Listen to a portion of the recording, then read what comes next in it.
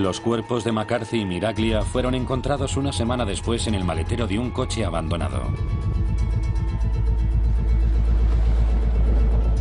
Pero el FBI no pudo encontrar pruebas y ningún testigo declaró en lo que se conoció como los asesinatos de M&M.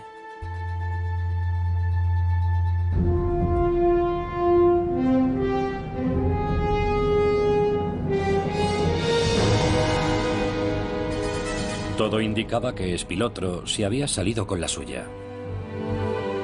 No podía imaginar que un día su viejo amigo Frank Culotta sería el causante de su destrucción.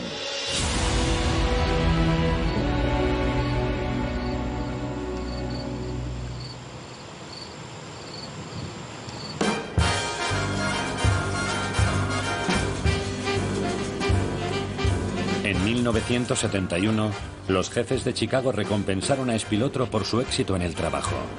Enviaron a su brazo ejecutor a Las Vegas. La ciudad del desierto, conocida como la ciudad del pecado, estaba en pleno auge. Aquella pequeña ciudad en el desierto estaba proporcionando toneladas de dinero a la mafia. Durante 25 años, los gánsteres americanos habían invertido millones de dólares en la construcción de lujosos hoteles casino que se alineaban en la franja de Las Vegas. Las Vegas era la gallina de los huevos de oro, sobre todo para Chicago. La mafia no estaba interesada en un buen programa de entretenimiento, solo le interesaba una cosa. La única cosa: dinero.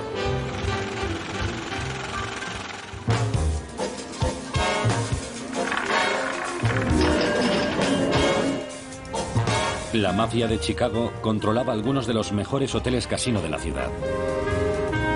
Pero los beneficios del juego no satisfacían su codicia. Estos rutilantes palacios del desierto en realidad escondían un oscuro propósito. Albergaban el negocio fraudulento más rentable y secreto de la mafia: el desvío de fondos.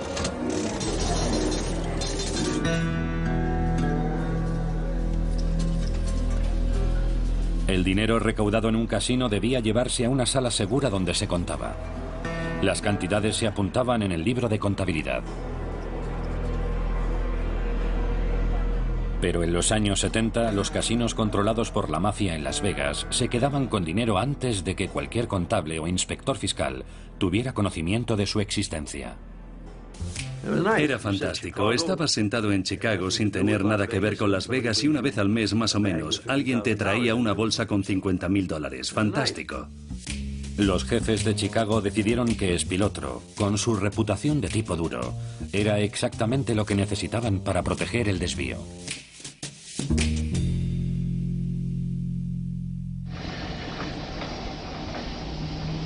Uno de los problemas era que los contadores tenían la tentación de quedarse con dinero del desvío, de robar unos cuantos dólares para llenar sus bolsillos.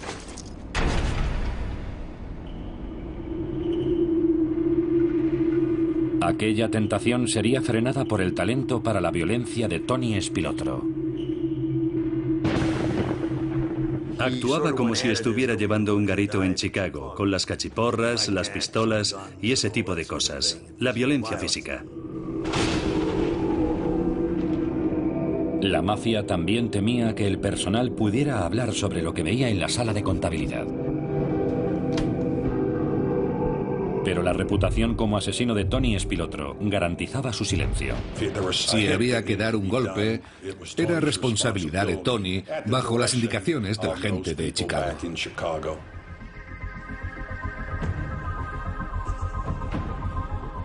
El brazo ejecutor de Chicago se instaló cómodamente en Las Vegas. Y el paraíso de luces de neón del desierto era el lugar perfecto para un matón callejero como Tony Spilotro. Cuando Tony Spilotro llegó a Las Vegas, descubrió que allí no había ninguna otra familia dirigiendo una organización de delincuencia callejera. Así que tenía la ciudad para él solo. Podía hacer lo que quisiera.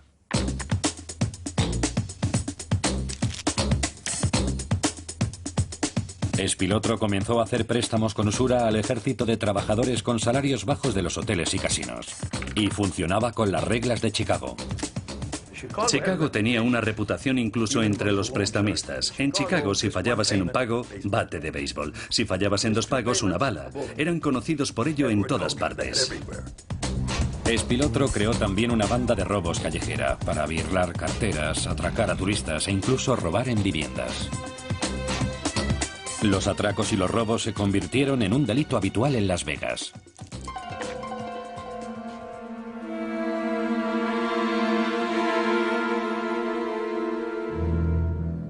Pero justo cuando su nueva carrera como jefe callejero de Las Vegas empezaba a funcionar, el FBI tuvo la oportunidad de frenarlo en seco.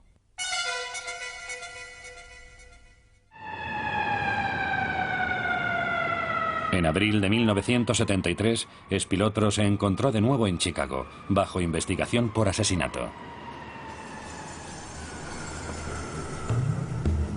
En lugar de una vida de lujo en la franja de Las Vegas, Espilotro se enfrentaba a una pena de cadena perpetua. Tenía que encontrar una salida. Su primera maniobra fue asesinar a un coacusado por considerar que podía perjudicar su defensa. Alguien a quien conocía desde hacía 15 años.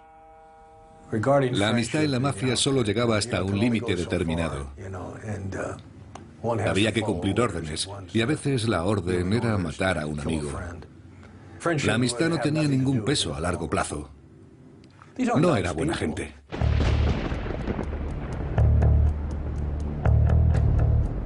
Pero cuando el 30 de mayo de 1973 comenzó el juicio por asesinato, otro viejo amigo, Chucky Grimaldi, presentó pruebas en su contra. El abogado de la fiscalía, James Meltreger, recuerda con claridad a Espilotro.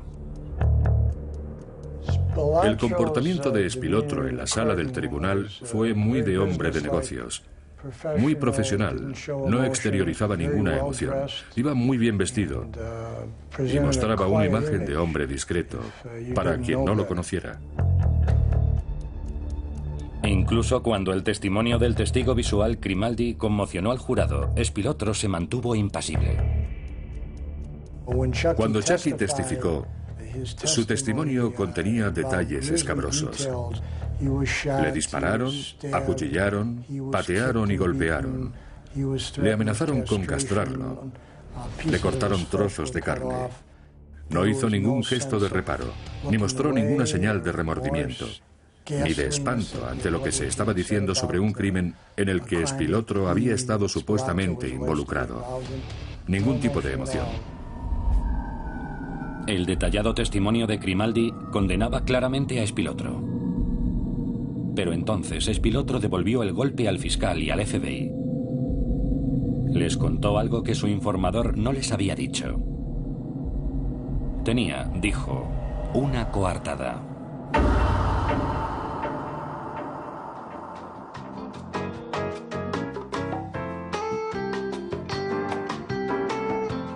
John, el hermano de Espilotro, testificó en el tribunal que estaban juntos comprando en una tienda de muebles cuando se cometió el asesinato. Aunque habían pasado 10 años, sorprendentemente los empleados de la tienda de muebles dijeron que recordaban perfectamente a Tony Espilotro. La defensa presentó incluso un recibo fechado que mostró al jurado.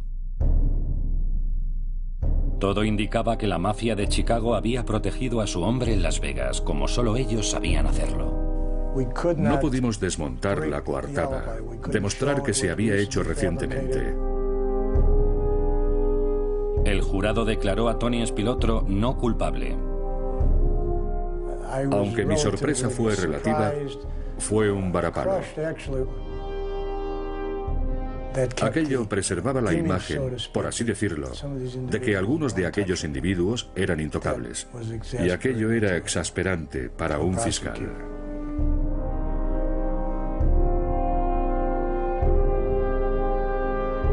Tony Espilotro era un hombre libre. Libre para volver a su vida en Las Vegas.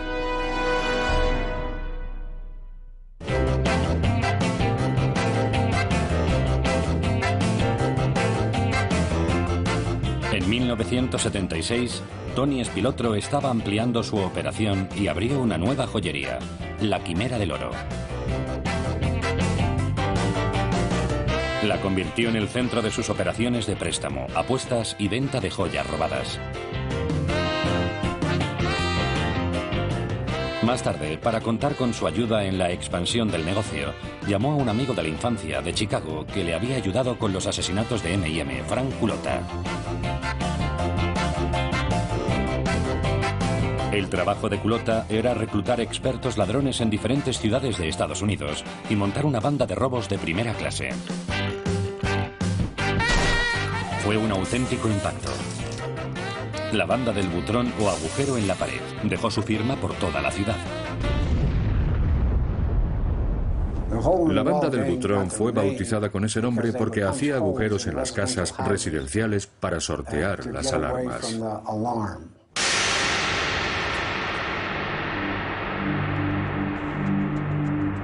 Spilotro fue capaz de dirigir su organización casi sin riesgo de ser procesado. Su principal aliado era el miedo. Cuando la policía y el FBI entraron en acción, se encontraron con una extraña carencia de testigos. Alguien se presentaba en tu casa y te decía: sé en qué colegio estudian tus hijos, qué actividades hacen, y si no cooperas podría ocurrirles algo a tus hijos. Esas eran las amenazas con las que amedrentaban a aquella gente.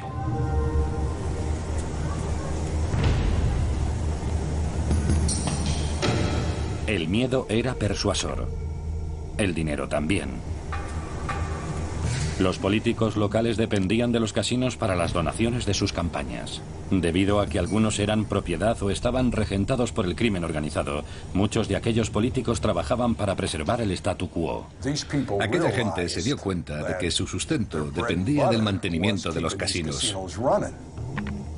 Y no podías reprochárselo, porque así era como funcionaba la vida en Las Vegas. La corrupción estaba entretejida en la trama misma de la ciudad del pecado, y por ello parar a Spilotro era una tarea imposible.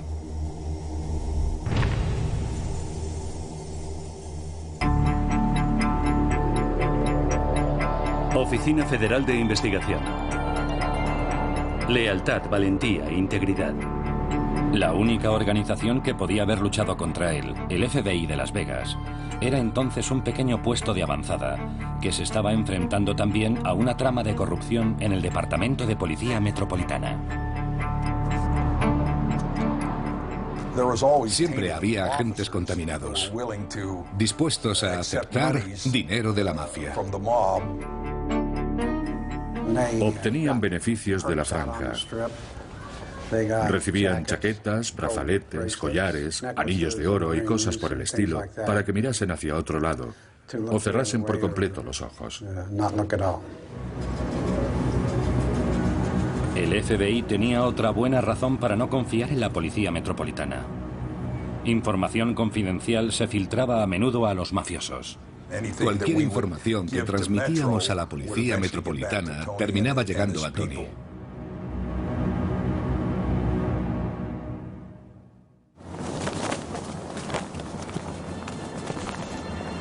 En 1977, el FBI comprendió que si quería ir a por Spilotro en solitario, necesitaría más recursos, entre ellos vigilancia, micrófonos ocultos y escuchas telefónicas.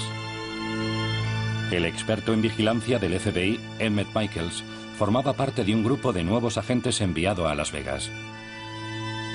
Como jefe del escuadrón de vigilancia técnica, su misión era detectar el crimen organizado y descubrir cuáles eran sus actividades. Utilizaban lugares como el Fremont. Utilizaban sitios como el Stardust para llevar a cabo sus reuniones. Entrar en una habitación para colocar un micrófono requería mucha planificación.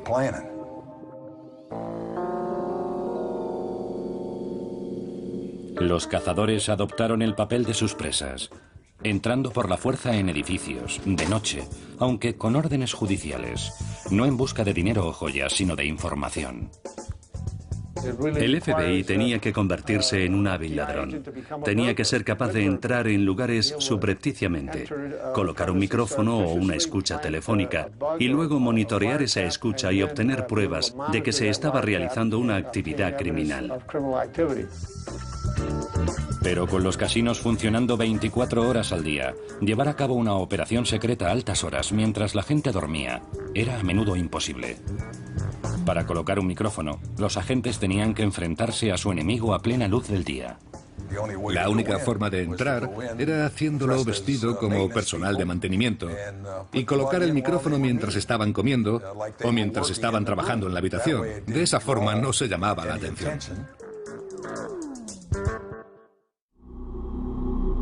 Para poner vigilancia electrónica a Espilotro, el FBI debía entrar también secretamente en su cuartel general, la Quimera del Oro. Tampoco era tarea fácil. Los agentes del FBI tuvieron que trepar por los postes telefónicos y hacer las conexiones. Mientras estaban allí arriba, uno de ellos disparó la alarma y acto seguido la Policía Metropolitana respondió a un allanamiento. Si los policías hubieran mirado a la parte alta del poste, habrían visto a 4 agentes, pero no lo hicieron. Tuvimos suerte.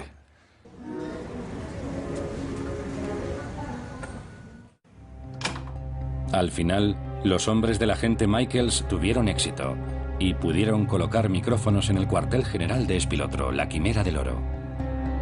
Mientras escuchaban, se quedaron helados. Oyeron al sargento detective Joe Blasco y al sargento Phil Leoni, de la Policía Metropolitana de Las Vegas, identificar los coches de vigilancia del FBI para controlar a Espilotro. Dieron a Espilotro y a su gente los nombres de agentes encubiertos. Incluso nombraron a informadores, poniendo sus vidas en peligro. Aunque Blasco y Leoni fueron despedidos y demandados por sus acciones, los casos se sobreseyeron. La reputación de la Policía Metropolitana quedó por los suelos. Pero había un hombre decidido a reparar los daños.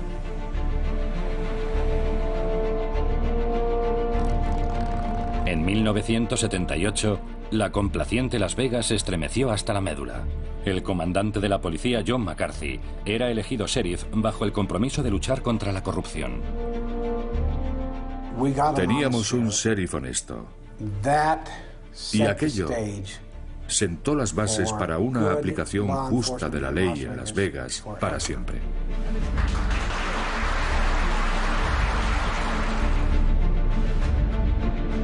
El sheriff McCarthy reorganizó completamente el cuerpo, ascendiendo a nuevos y comprometidos agentes sin contar con la vieja guardia. Con solo 30 años, Ken Clifford fue ascendido al rango de comandante y puesto al mando de la Oficina de Inteligencia de la Policía Metropolitana. Mi objetivo último era restaurar la integridad en el departamento de policía. No era que fueran todos malos, no lo eran, pero la oficina estaba contaminada. Y la única forma que tenía de limpiarla era echando a todo el mundo. Y fue lo que hice. Mientras el comandante Clifford de la Policía Metropolitana se preparaba para dar el golpe definitivo a Espilotro en Las Vegas, el gángster se vio también amenazado por la investigación de un gran jurado en Washington, D.C. En 1979, el delincuente de Las Vegas, Jerry Lisner, confesó a la Policía Federal sus acuerdos con Culota y Espilotro. El testimonio de Lisner llevó a juicio a Espilotro y a su encarcelamiento. Espilotro aplicó entonces la regla de la mafia: las ratas deben ser exterminadas. Se aseguró de conseguir la autorización de Chicago para el golpe contra Lisner. Y le dijo a Frank Culota que se ocupara de ello.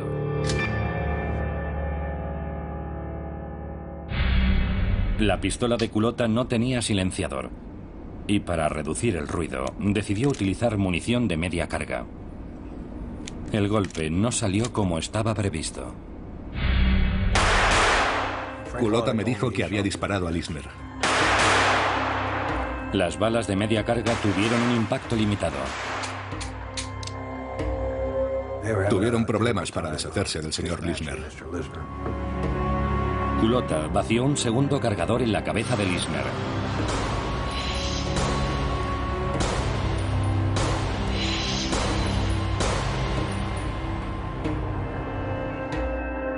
El cuerpo de Jerry Lisner fue encontrado en su piscina.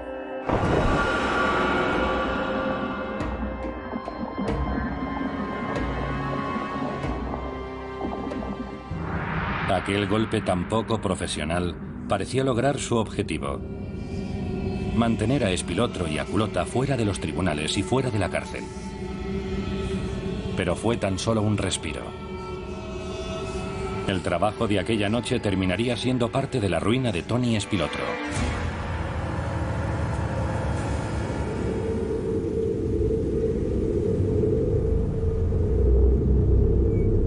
Mientras tanto, el comandante Clifford estaba preparado para apretar las tuercas a Tony Spilotro.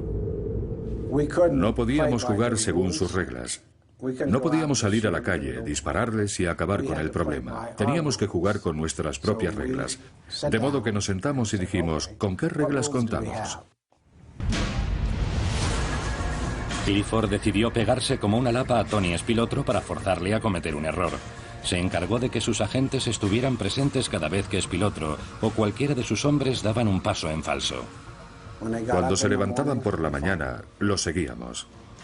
Si giraban a la izquierda y no ponían el intermitente, avisábamos a un policía de uniforme y hacíamos que los detuvieran y que la grúa se llevara el coche. Tenían que salir bajo fianza y eso les costaba un mínimo de $1.500. Luego tenían que retirar el coche del depósito y tenían que abonar otros $1.500, lo que les causaba muchas molestias. Y eso los sacaba de quicio, y furiosos no podían pensar con claridad.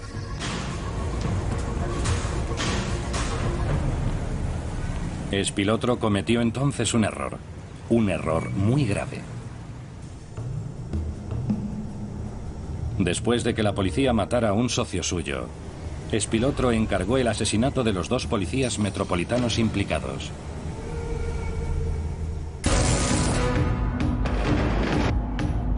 Cuando el comandante Clifford se enteró, salió precipitadamente hacia Chicago para encararse con los jefes de Spilotro. Yo sabía que los jefes de Chicago nunca autorizarían el asesinato de un agente de policía. Era algo inaudito. Jamás hacían algo así. El crimen organizado tiene una regla. No busca venganza contra las fuerzas de la ley, porque si lo hace, lo único que consigue es atraer mucha más atención y presión sobre ellos. Clifford le dijo a los jefes de Spilotro que si se saltaban esa regla y atacaban a sus hombres, él se saltaría otra regla y atacaría a sus familias. Si matan a mis policías, volveré a Chicago con 40 hombres y mataré a todo lo que se mueva, camine o arrastre alrededor de vuestras casas. La perspectiva de verse acosados por un policía desbocado causó pavor a los líderes de la organización, que ordenaron a Spilotro que cancelara el asesinato. Tony Spilotro tenía ahora un serio problema. No solo no había pedido permiso para encargar un asesinato, sino que, de forma imperdonable, había puesto en peligro de muerte a las esposas y los hijos de sus jefes.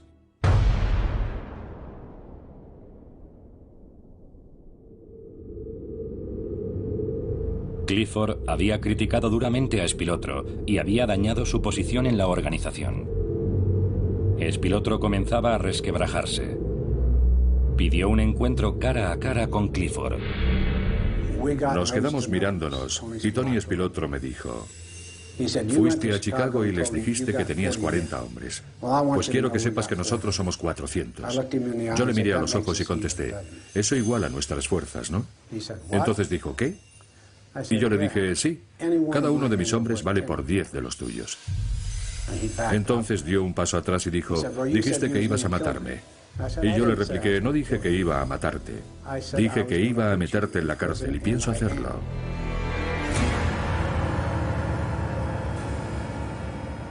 Para un Tony Spilotro acorralado, la policía representaba ahora una amenaza y el FBI de Las Vegas estaba a punto de ponerse duro también.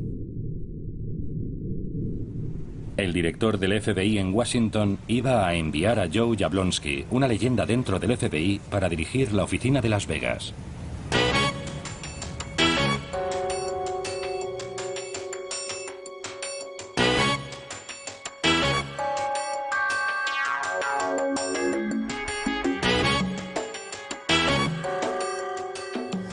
El director me dijo: espero que puedas activar un poco la situación. Y creo que esas palabras se cumplieron.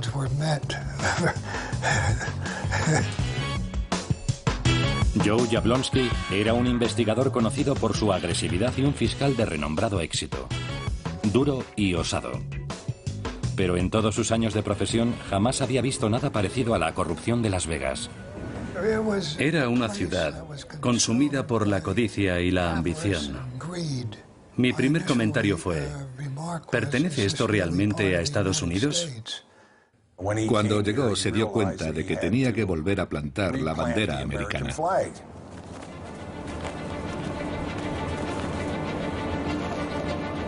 Hasta el momento, la Policía Metropolitana y el FBI no habían colaborado. Pero ambos se dieron cuenta de que para poder encarcelar alguna vez a Spilotro tendrían que trabajar juntos activamente. El siguiente paso que dieron el nuevo jefe del FBI Jablonski y el comandante de policía Clifford fue algo sin precedentes. Hablaron el uno con el otro. Le llamé y le dije, vayamos a almorzar. Y así lo hicimos. Él se ofreció a cooperar y yo me ofrecí a cooperar. Así que sus hombres y los míos salieron juntos a las calles. Tuvimos que ganarnos su confianza. Para mí era muy importante contar con la colaboración del Departamento de Policía Metropolitana. Ellos vivían y se habían criado aquí. Tenían más informadores en la calle. Su apoyo era imprescindible. No podías operar sin él. No había nada que no compartiésemos, nada que no intentáramos para cooperar en el objetivo mutuo de librar a la comunidad de Tony Spilotro.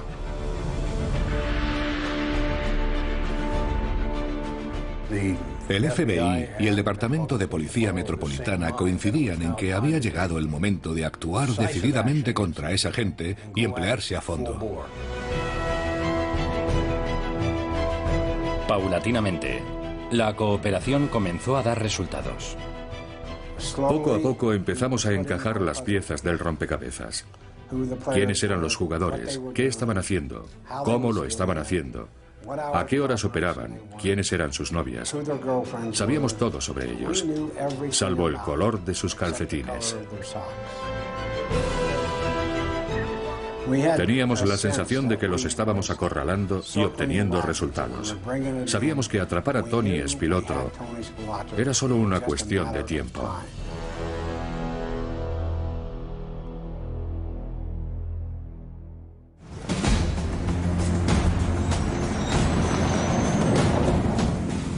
Spilotro no les puso las cosas fáciles.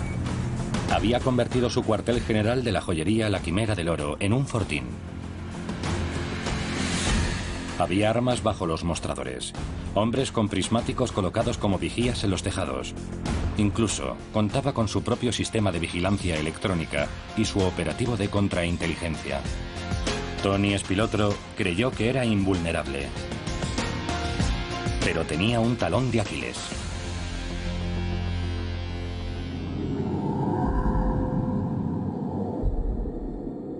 El FBI tenía un informador. Y Salvatore Romano valía su peso en oro. Era el experto en alarmas de la banda del Butrón. Romano reveló al FBI que Spilotro planeaba llevar a cabo un robo de $1 millón en una joyería y tienda de antigüedades llamada Berzas. También había grabado en vídeo las reuniones celebradas en el interior de la joyería La Quimera del Oro, con una cámara oculta dentro de un altavoz. La puerta es de acero, así que el acero activará el imán. Si la policía y el FBI eran capaces de pillar a la banda con las manos en la masa, Tony Spilotro estaba acabado. La fecha del robo se fijó para el Día de la Independencia, un 4 de julio de 1981.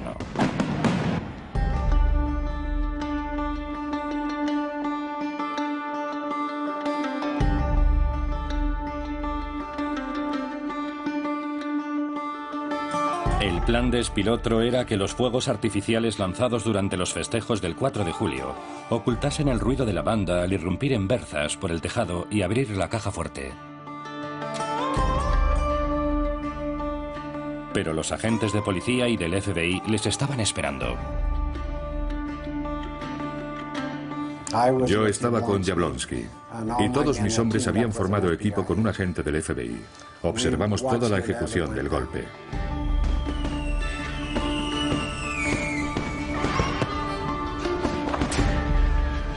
Les grabamos desde que aparecieron con sus antorchas de acetileno y sus bombonas, treparon hasta el tejado y se dispusieron a efectuar el robo.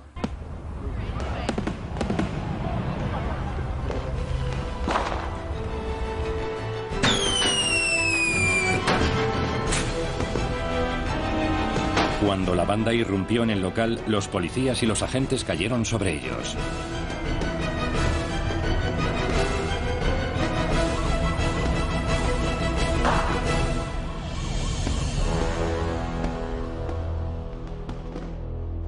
Pillamos a los delincuentes en plena comisión del delito, confiscamos el equipo y conseguimos las pruebas. Entre los arrestados esa noche estaba Frank Culota, un jefe de banda, y Joe Blasco, un ex policía corrupto. Verle aparecer allí como parte de la operación me proporcionó una inmensa alegría. Y le hice saber lo satisfecho que estaba de poder enviarle a prisión. La única persona a la que no pudieron arrestar esa noche fue Tony Spilotro. Pero de acuerdo con las nuevas leyes aprobadas contra el crimen organizado, si conseguían relacionar de algún modo a Spilotro con el robo, sería juzgado junto a sus hombres. Sabíamos que trabajaban para Tony. Un detalle tremendamente significativo, puesto que le implicaba directamente en un grave delito. No importaba que estuviese o no en el robo, le teníamos atrapado, su detención era inevitable. La ansiedad de Spilotro se transformó en paranoia. Temía que alguno de los integrantes detenidos de la banda se fuera de la lengua y revelara no solo su papel en el robo, sino que Jerry Lisner había sido asesinado por orden suya. A Spilotro le entró el pánico y ordenó asesinar sin previa autorización al hombre que sabía demasiado, su amigo de la infancia, Frank Culota.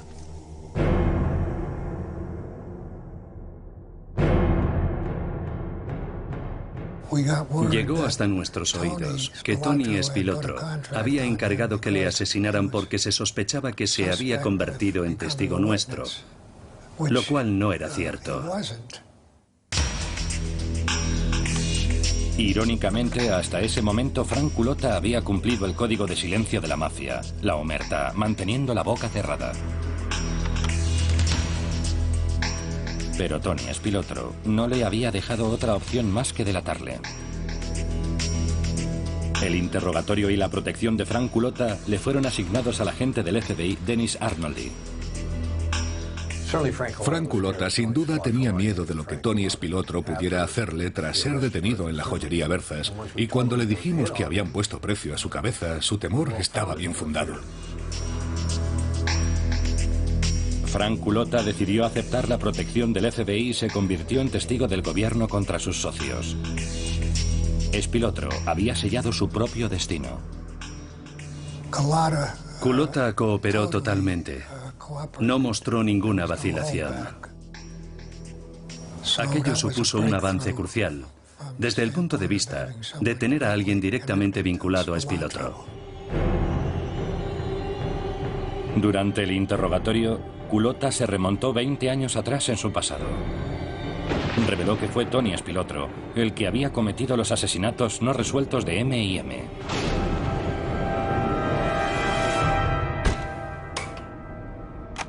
Spilotro fue detenido en Las Vegas. Se enfrenta a su extradición al estado de Illinois y a un auto de acusación formulado por el gran jurado por los cargos de conspiración y asesinato de dos hombres brutalmente golpeados en 1962 en Chicago.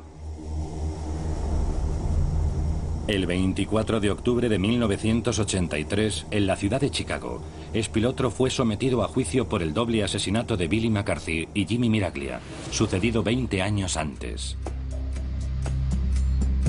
El FBI parecía tener por fin a Spilotro entre las cuerdas.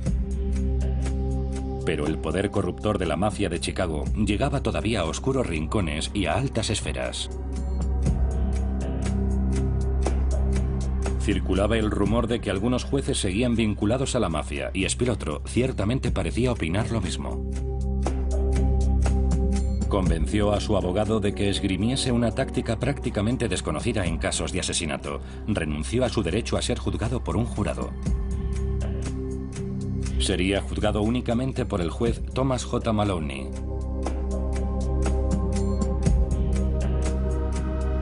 Maloney decidió no aceptar las declaraciones de Culotta como prueba fidedigna.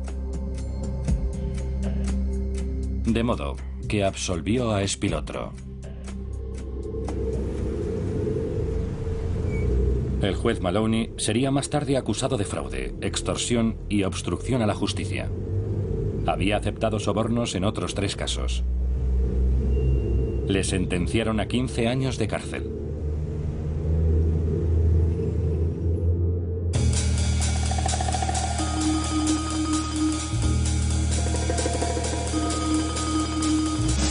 Tony Spilotro había conseguido eludir otra acusación de asesinato, pero fue tan solo un breve paréntesis. Esta vez ya no era intocable. Las fuerzas de la ley estaban preparadas para el asalto final. Y sobre él cayó una triple acusación. Tras una laboriosa investigación, el FBI había puesto al descubierto una red de desvío de fondos en los casinos de la mafia. En otoño de 1983, un total de 15 figuras del AMPA, incluido Spilotro, fueron acusadas de fraude.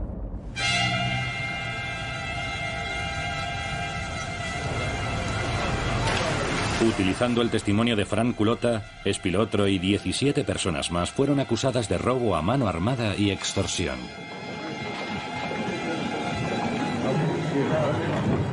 Señor Spilotro, ¿tiene algo que decir?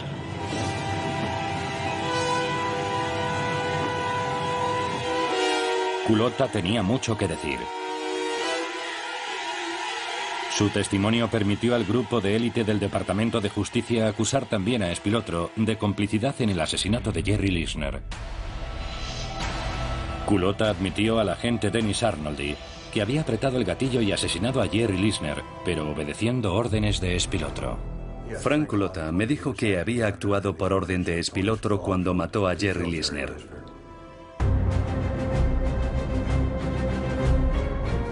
Tres casos federales apuntaban ahora directamente a Tony Spilotro.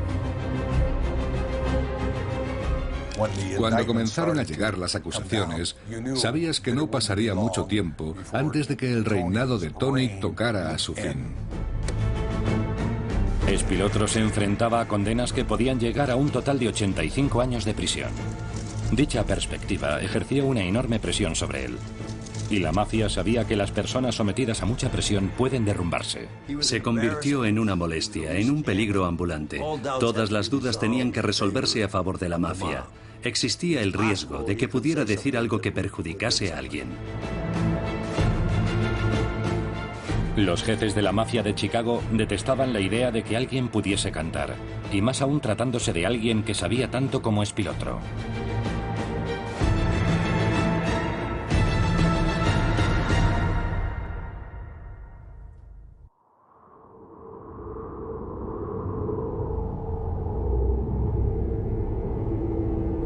Dos días antes del juicio a la banda del Butrón en Las Vegas, la organización invitó a Tony Spilotro a regresar a Chicago. Él y su hermano Michael se reunieron con personas a las que conocían y en las que confiaban, socios, incluso amigos.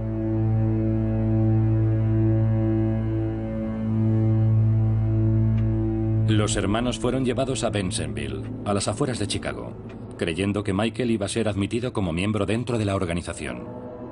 Les condujeron escaleras abajo.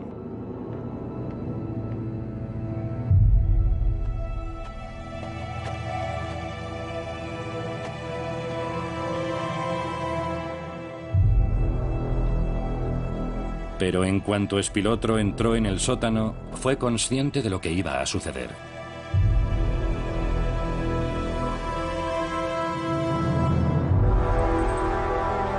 Pidió que le dejaran rezar una plegaria.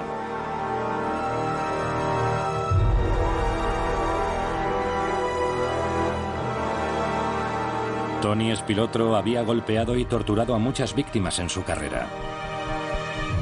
Le obligaron a contemplar cómo pegaban a su hermano pequeño una y otra vez. Michael fue golpeado hasta morir delante de él, y Tony Spilotro sabía que él sería el siguiente.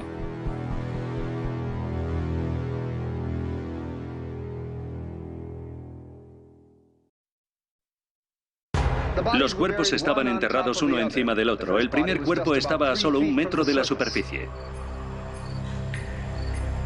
Hallaron los cadáveres 8 días después en una granja del vecino estado de Indiana, vestidos únicamente con ropa interior. Cuando mataron a Tony Spilotro, no sentí ninguna tristeza por ello. ¿En qué estado estaban los cadáveres? En descomposición. Fue una sentencia mejor que la del gobierno. El informe del patólogo forense señaló traumatismos en cara, cuello y pecho infligidos por medio de puños o pies. Los hermanos estaban irreconocibles.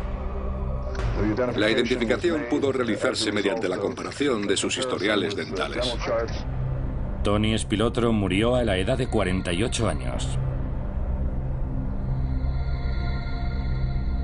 El último asesinato sin resolver de su carrera fue el suyo propio.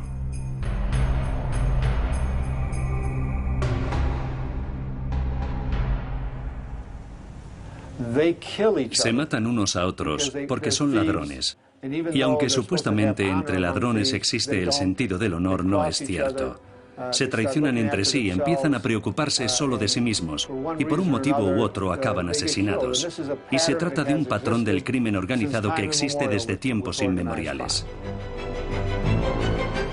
La muerte de Tony Spilotro marcó el fin de una era en Sin City, ciudad del pecado. El hito que supuso la cooperación entre la policía y el FBI cambió no solamente la faz, sino el corazón de Las Vegas. Pronto el control y la posesión de los casinos por parte de la mafia llegaría a su fin. Se produjo una unificación de las fuerzas de la ley a nivel local, estatal y federal, cuyo trabajo cohesionado básicamente expulsó a la mafia de la ciudad de Las Vegas. Para siempre. Puedo asegurarles que hoy ya no existe aquí. Nuestro objetivo era meter a Tony Spilotro y a todos sus matones en la cárcel para el resto de su vida. Eso es lo que queríamos hacer. Y el resultado final, el hecho de que acabasen muertos, fue una liberación para nuestra cultura y nuestra sociedad. Viéndolo con la perspectiva del tiempo, considero que nuestra actuación fue muy beneficiosa para la ciudad y para el país. Y considero que todos deberíamos estar orgullosos de lo que hicimos.